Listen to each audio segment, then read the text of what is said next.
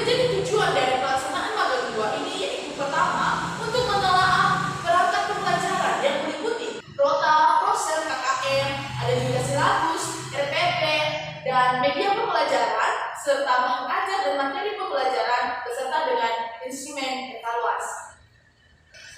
Nah, selanjutnya kita masuk pada bagian yang kedua, yaitu membahas tentang kajian teori. Kajian teori ini merupakan seluruh pengertian atau teori-teori dari perangkat pembelajaran yang telah kita telah. Nah, sekarang saya akan membahas tentang kajian teori dari kurikulum. Kurikulum merupakan cakupan yang lebih luas, yang mana kurikulum ini harus dipahami, bukan hanya meliputi mata pembelajaran, melainkan segala usaha lembaga pendidikan untuk mencapai tujuan yang diinginkan, baik yang dilakukan di lingkungan sekolah maupun di luar sekolah. Sekarang, bagian kedua, perangkat pembelajaran. Perangkat pembelajaran adalah salah satu wujud yang dilakukan guru sebelum mereka melakukan proses pembelajaran yang dipergunakan dalam sebuah proses pembelajaran dalam mengelola proses belajarnya. Dengan dalam hal ini, perangkat pembelajaran inilah seluruh perangkat yang diperlukan oleh seorang guru untuk mempersiapkan diri dalam mempersiapkan KKM, kurikulum, program tahunan, program semester, dan apa-apa saja yang dibutuhkan dalam proses pembelajaran ketika mengajar di dalam ruang kelas. Selanjutnya yaitu rota atau program tahunan. Apa sih yang dimaksud dengan program tahunan? Program tahunan merupakan sebuah rencana penetapan seperti alokasi waktu dalam suatu tahun untuk mencapai kompetensi inti dan juga kompetensi dasar yang telah ditetapkan melalui ini berpedoman dari silabus yang telah dibuat oleh seorang guru. Dan selanjutnya, rota ini juga merupakan sebuah program umum tematik yang terpadu yang dikembangkan oleh seorang guru untuk setiap kelas berdasarkan tingkatnya dan juga berdasarkan pembelajaran di setiap tingkat tersebut. Yang keempat yaitu program semester atau biasa disebut dengan proses. Proses ini merupakan juga salah satu bagian dari program pembelajaran yang membuat alokasi waktu untuk setiap topik dan satuan bahasan di dalam satu semester tersebut, di mana pengalokasian waktu ini pada program semester diberikan secara lebih rinci dari pengalokasian waktu pada program. Bagian yang kelima yaitu KKM, kriteria ketuntasan minimal. KKM merupakan suatu standar yang digunakan untuk mengevaluasi kinerja siswa. Nah, berdasarkan standar ini, maka ditampilkan dalam bentuk angka atau skor dan ditentukan berdasarkan standar kurikulum dan kompetensi yang harus dikuasai oleh seorang siswa dalam suatu periode tertentu. Selanjutnya, silabus.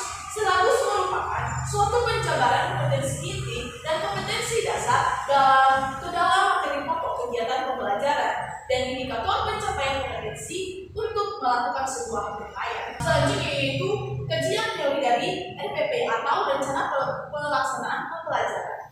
Rencana pelaksanaan pembelajaran merupakan suatu penjabaran yang lebih rinci dari silabus yang telah digunakan dalam upaya mencapai kompetensi dasar atau KD, dan RPP ini disusun untuk setiap kompetensi dasar atau setiap subtema yang dapat dilaksanakan dalam satu kali pertemuan atau lebih.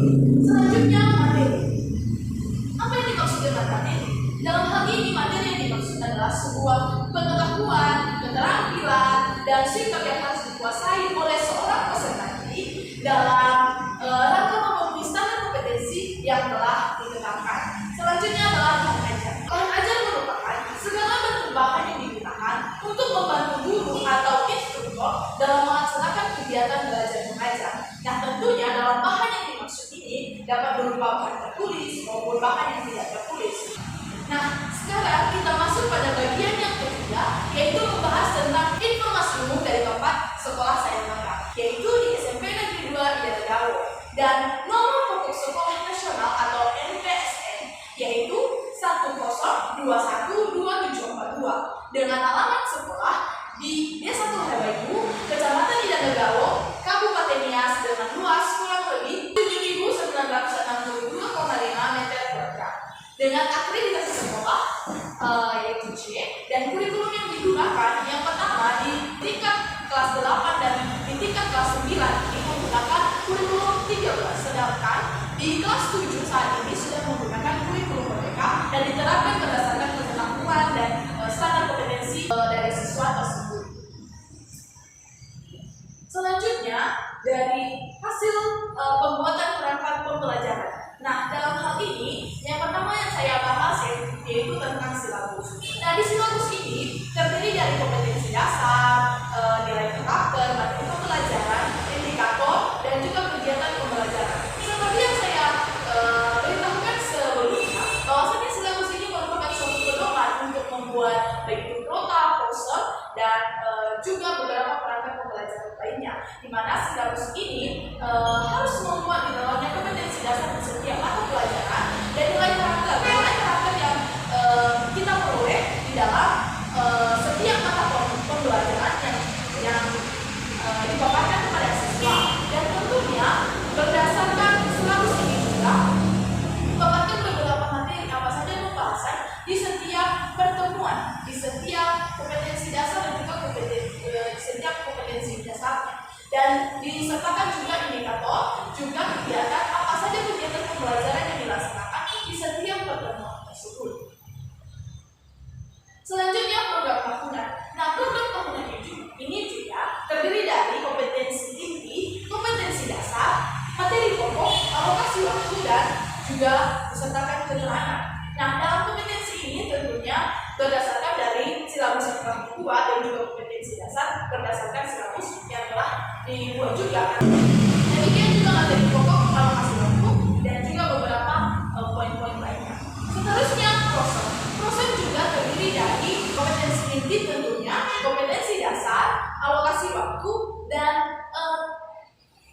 tentunya lebih detail daripada program tahunan, di mana program semester ini memuat kapan saja pertemuan ini dilaksanakan dan berapa lokasi waktu yang digunakan di dalam satu semester tersebut, sehingga para guru dapat melihat jadwal dari setiap pembelajaran tersebut melalui program semester ini. Selanjutnya KKN. Nah, seperti yang telah saya beritahukan bahwasanya KKN merupakan alat bagi guru untuk menilai kemampuan dari seorang siswa tersebut, sehingga dari KKN ini guru bisa menilai kemampuan siswa tersebut apakah bisa mencapai KKM, apakah sudah mencapai target, atau masih belum.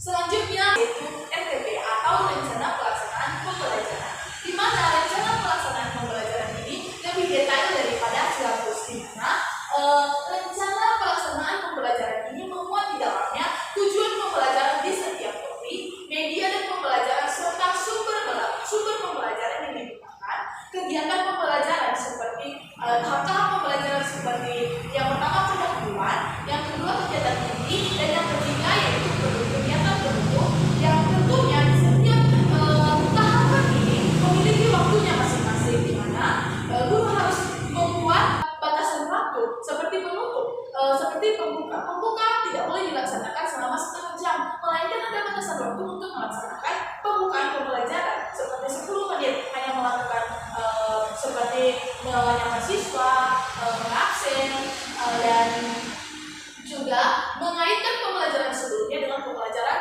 yang diterangkan pada hari ini. Dan juga seterusnya untuk kegiatan inti, tentunya kegiatan inti ini paling banyak digunakan waktunya, karena kegiatan inti ini merupakan sebuah kunci dari pembelajaran pada hari tersebut. Dan selanjutnya yaitu penutup. Kegiatan penutup bisa dilaksanakan sekitar 5 sampai 10 menit, di mana di dalamnya berisi tentang kesimpulan atau poin-poin yang telah didapat berdasarkan pembelajaran yang telah dilakukan dan mengingatkan pembelajaran seterusnya dan semuanya. Selanjutnya isi dari RPP ini